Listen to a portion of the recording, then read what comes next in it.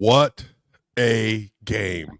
I gotta say, the Denver Nuggets have had one of the most entertaining preseasons that I can remember. What an ending to the game, y'all. The Nuggets go back and forth with OKC, and Dieng hits the game-winning step through three. OKC went on a 17-0 run to close the game, and it was just a great show of all of the young players on both sides. The Nuggets obviously weren't able to hold on and get it done, but shout out to Curtis Jones, got to the rim, got an and one, and was able to give the Nuggets a lead, but then weren't able to hold on to it. So shout out to Dieng. What a great, great shot, y'all. But look, I've got to tell y'all, I am so incredibly proud and happy to see that the Denver Nuggets have put themselves in the situation where they legitimately have been able to, at least for now, find an identity without Nikola Jokic. Today, the Denver Nuggets went into the game, no Nikola Jokic, no Jamal Murray, no Aaron Gordon, no Christian Braun, and they went into OKC versus the OKC Thunder with no J-Dub, and they put a whooping on the OKC starters. Now, let me just go ahead and say it like this. Does the outcome matter? I told you, when it comes to the preseason, I do not care about the results as much as I care about the process, because ultimately the process is what you work on, and that the process sustains you. When you develop something, or for you that are trying to establish a platform or build content, whatever else it might be, you have to perfect a process that helps you to accentuate the things that you do well, and also to help shore up your weaknesses. And when you constantly work on process, constantly work on perfection to the best of your ability, you will be able to perform at the highest level when you need it the most. And that is what this preseason was about for the Denver Nuggets. The Nuggets went into this preseason wanting to establish an identity. They knew that they were going to have to ingratiate Cam Johnson into the starting lineup, and he's done a good job of trying to get himself as involved as possible. But I got to tell you, they went into this preseason with a clear vision in mind. We need more ball handlers. We need to establish a second unit identity that is not reliant on Jamal Murray and Nikola Jokic to carry every single possession, that's not reliant on Aaron Gordon to have to play the five to make it work.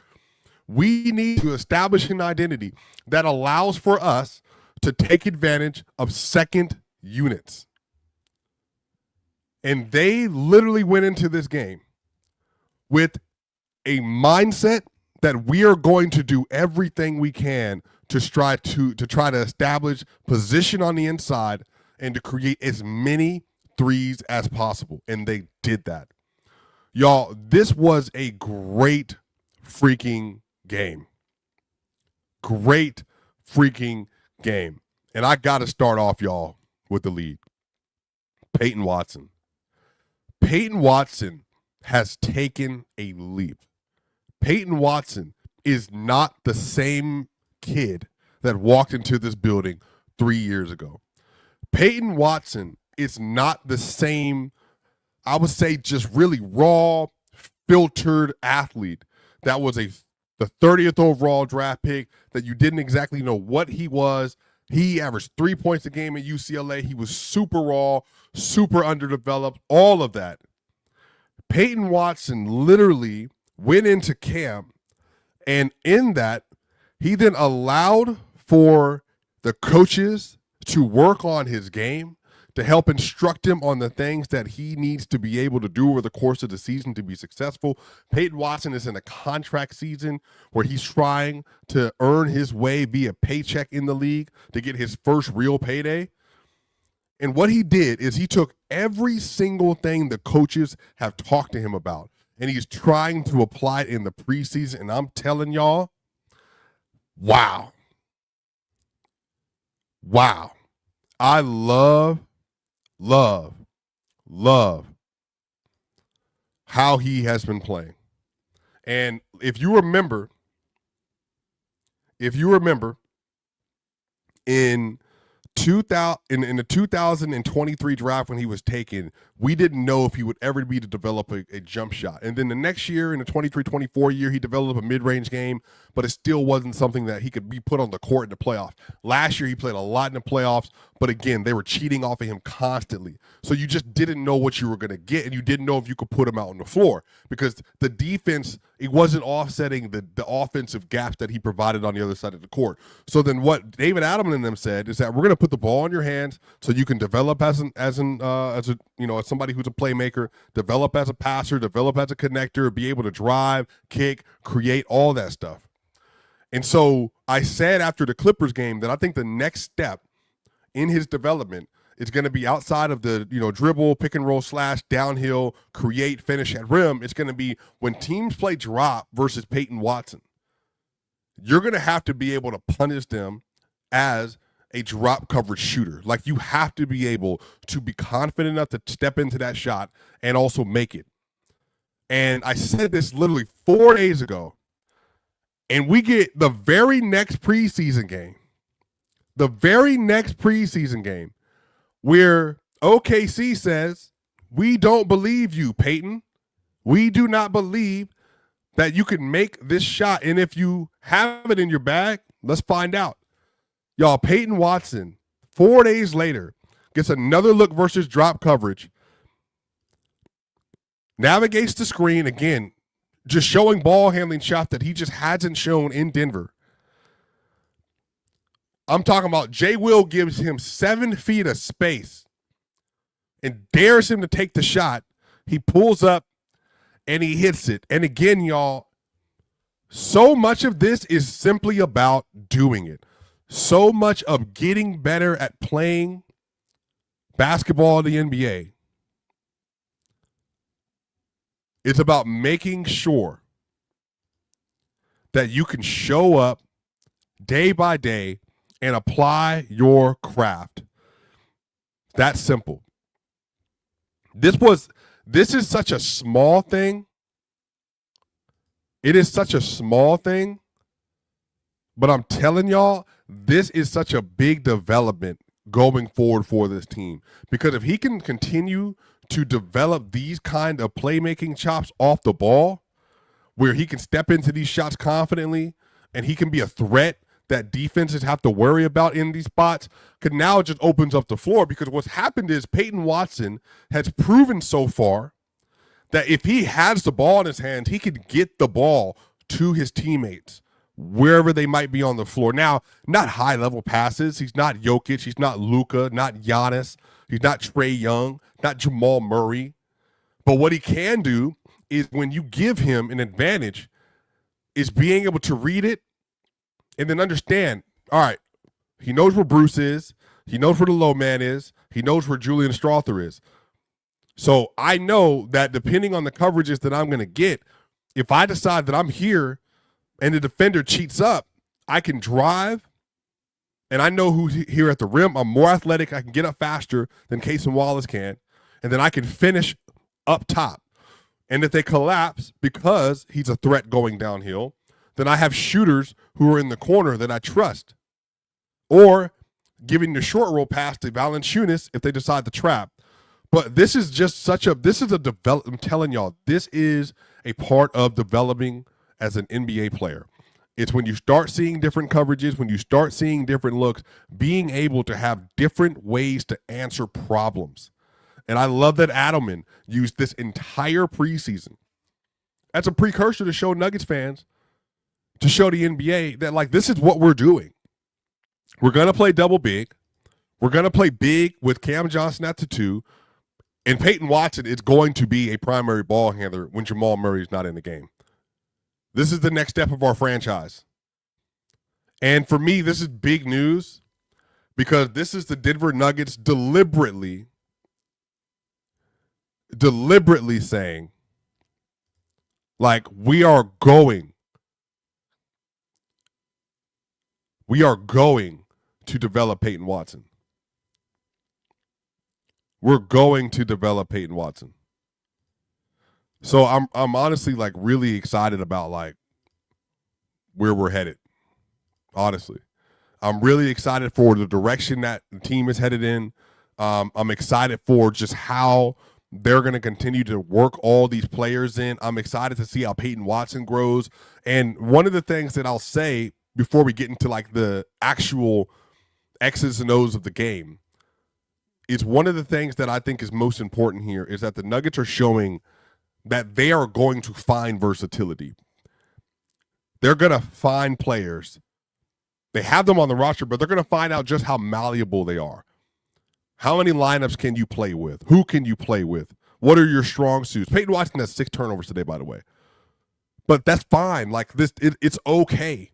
Because this is going to be the first 30, 35 games of the year. Payton is going to have possessions where he loses the ball and doesn't make the best decision. Because guess what? He hasn't done it before. But the vision is that Payton Watson, this is going to be like our 6th starter. Like you are going to be what all of these great teams have, great dynasties. We want you to be that kind of a player. Sean Livingston, Manu Ginobili, all this other stuff. Again, I'm not saying he gets to that level for either one of those players, but I can see with David Adam and what they're thinking. We need additional ball handling. We need to utilize our athleticism and our strength. Hey, Peyton, he's 6'7". He's uber talented. You can handle the ball.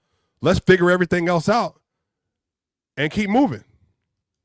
So wonderful, wonderful, wonderful, wonderful for Payton Watson that he was able to do that.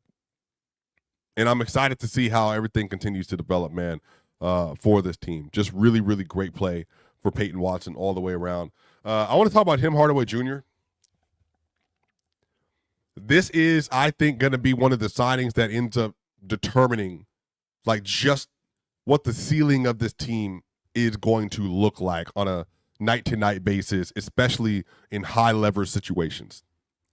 Because the thing that he adds to this team is a microwave kind of a scorer who can get hot quick, who can hit timely baskets, and that really forces the defense to have to make decisions about personnel. Because at this point in time, you know, if you look at the game, you know, Tim Hardaway Jr., you know, in the last few preseason games, he struggled to get his shot to go in, but his looks have been good. And like I said, if you kind of listen to the other videos, the thing that's going to change over time is that Tim Hardaway Jr., the more confident he gets and the more used to playing in Denver he gets, then the more nights you're going to see where he has these really high shooting peaks. He's a shooter. They ebb and they flow. And so he goes 4 of 6 from 3 tonight, and he goes for 13 points and 3 rebounds. And it is possessions like this. Again, shout out Matt Brooks for the clips. It's possessions like this where you're just seeing, like, he's good enough to know that next pass over where people need to be. Again, you can play these kind of actions with Cam Johnson. Cam Johnson sets a back screen for Tim Hardaway Jr., forces the defense to make a mistake on the switch. The defense then has to overreact. They jump out to Cam Johnson. Dort knows who Tim Hardaway Jr. is, so he then overreacts, jumps out at Tim Hardaway Jr. Tim Hardaway Jr. gets his off leverage, gets his feet set, bucket. It's small things like this, y'all. Like, this is what they didn't have last season. They didn't have enough players that, one, could do this, make these kind of plays, but then on the other end,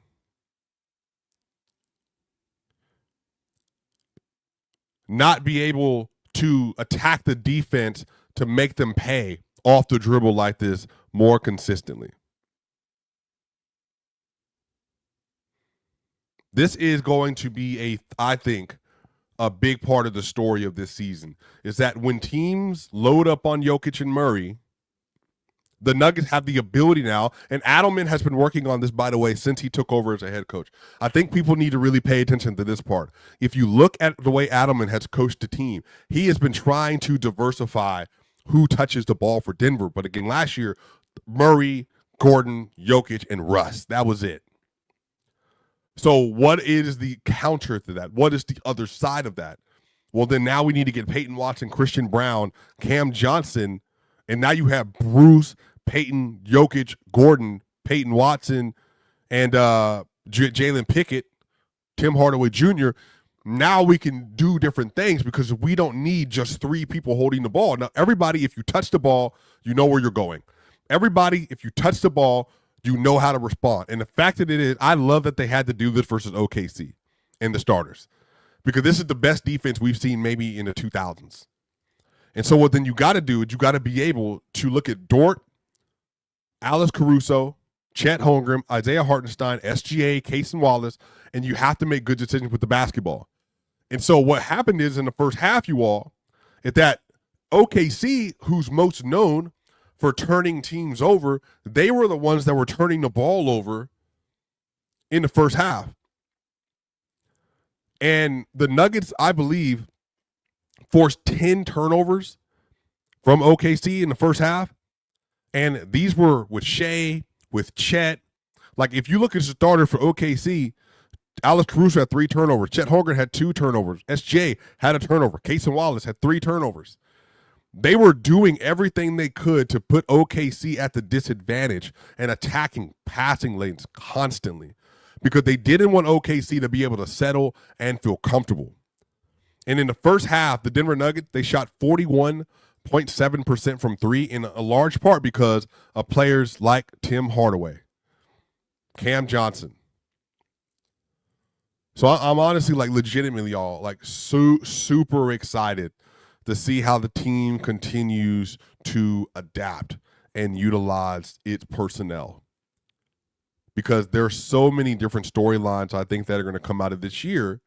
And how do they utilize more shooting, more spacing, and more versatility to really maximize the best players on the roster? Like I said, they did this today without Jokic, without Murray, without Braun, and without Gordon. By the way, y'all, there is 723 people watching this video live. Hit the subscribe button. We are on to 15,000 subscribers this year. We're going to 15,000 subscribers, I believe, in the next couple of months. So hit the like button. Over half of the people watching the video are not subscribed. Subscribe to the channel and like the video, please. We're on the way to 15,000. That's how we continue to grow this community, y'all. Denver's defense was much better today. Again, by the way, we're just sensing a common theme. They're aggressive, they're connected, and they are doing whatever they can to disrupt the other team and their process, especially off the ball. Because one of the things they struggled with the most last year in the regular season was off-ball awareness and knowing where they were on the court and where everybody else needed to be on the floor. You have to do your job. And once you do your job, that's when the defense will be successful. And like I said, they led today 59-46 in the first half. They forced 10 turnovers, and they shot 13 of 25 from 3 in the first half. And like I said, they were playing the odds. Lou Dort did not hit his threes today. If everybody remembers, Lou Dort absolutely won OKC a playoff game versus Denver. He didn't make his threes today. They gave him a bunch of wide open ones. He was 2 of 8. They're taking gambles on shooting. And it's going to be the same thing with the OKC this year when they face each other in the playoffs. They're going to gamble on the shooters. The other end of this now is, who do you gamble with Denver? Who is going to be the gambler with Denver? Because now, if the Nuggets were shooter in rotation, which is hypothetically Payton Watson, if we spend a year developing him as an on-ball player with an on-ball shooting threat, especially if you're going to go underneath the screen, then again, like, we're gonna force you to play out because we're gonna make him a viable threat from outside, and that's going to be something he has to work on all year. Jonas Valanciunas was 2 of 5 today, 1 of 2 from the free throw line. He only had 5 points, but he had 5 rebounds and 2 assists. He got Chet Holmgren in the paint, backed him down. Nice little chicken wing, right-handed floater. Again, he's going to be a nice addition to this team. He's going to be a nice addition to this team. I'm excited to see how he continues to play and how he continues to integrate himself with this roster, man, because there's a lot of special stuff that's coming out of Jonas Valanciunas right now. And again, like, he's not going to be somebody that's like this indomitable player, not an all-star, not even maybe a starting level guard consistently, but what he is, he's somebody that the Nuggets can play and can trust. And he played well. Bruce Brown today, 3 of 8 from the field, 2 of 3 from 3, 2 of 2 from the free throw line. He had 5 rebounds today and 2 assists and 10 points. That's Bruce Brown. 10 points, 5 rebounds, 2 assists, played good defense. That's Bruce Brown. And I'm really glad he's back in the building. That level of athleticism and engagement, and he's smart. And he's a good screen navigator too, given how athletic he is. So you can utilize that. It was a good game from him today. Spencer Jones didn't score, but he was a plus 11. He forced multiple turnovers today. He had 4 steals. Spencer Jones had 4 steals today. He was a plus 11 in his minutes. He is going to get playing time this year, y'all. So make sure you're ready. And if you are watching this and you're not a Nuggets fan, be ready. Spencer Jones is getting time, and he's going to be one of their havoc players. Like, I need you to get in the game and be as disruptive as possible with a 6'7", 225-pound body frame, and who's athletic. And he did that today. 4 steals. Zeke Naji had 5 steals today. Just 2 of 8 from the field, but he was a plus 8. The defense he played was good. Just had 3 rebounds. Again, he's not the biggest guy in the room, but what he did do, he did play defense. He did switch out, and he hit a 3-pointer at the top of the key today. Jalen Pickett was 5 of 9 from the field and 2 of 4 from 3. Now, he had 12 points, had 4 assists. He put a move on SGA down in the post, stopped, got the ball, did a fake, was able to get around SGA and finish over the top. By the way, Cam Johnson today, 3 of 9 from the field, 2 of 7 from 3. Again, the 3-point shot isn't there, but 9 points, 6 rebounds, and 4 assists. What Cam is doing is he is getting everyone else involved. What Cam is doing is he is helping the Nuggets to find that next level to their defense. His defense was good today. And SGA got him on a play where he made the jump shot over him. I can play that clip if y'all want me to. But he made the jump shot over Cam. But if you just kind of look at the way the game went, Cam played it as good as he can. SGA's jumper is just super buttery right now. So it was good defense, but SGA was able to hit it even still. But this is what I'm excited about right here, y'all. This stuff right here. Because for me, this is like the stuff that Cam Johnson is going to add to this roster that I think is really important. Cam is a good enough player to be able to, again, bring the ball up, be a creator, get to the rim, finish, or do stuff like this. Gets SGA, does the hesitation, crossover, down to the basket, gets met at the rim by Lou Dort, doesn't have it, fakes it to Bruce Brown, finds Julian Strawther, throws the pass out, dot. Excuse me.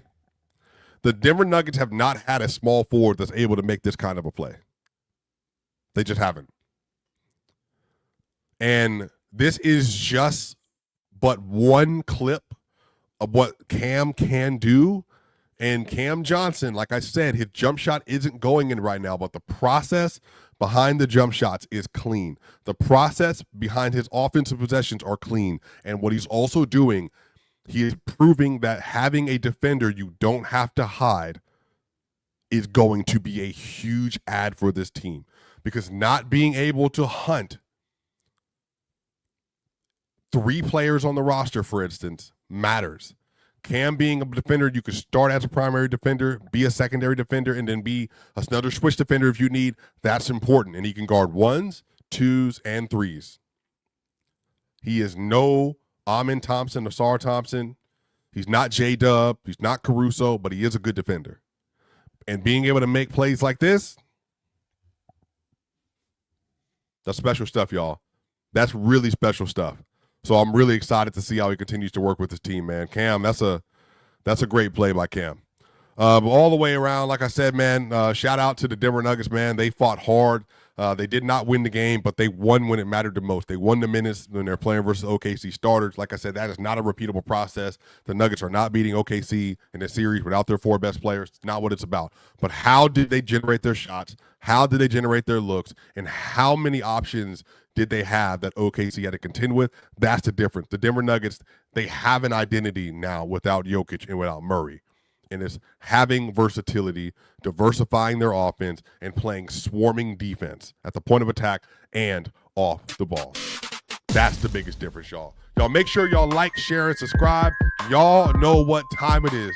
Make sure, tap in every time we do these shows in the post game. We got Locked On Nuggets. That will be out tonight as well with Ryan Blackburn and Matt Moore. Player's Choice. Y'all know what time it is. I'll be on Locked On NBA tonight talking about all the NBA game. This is Swipa. See you on the other side.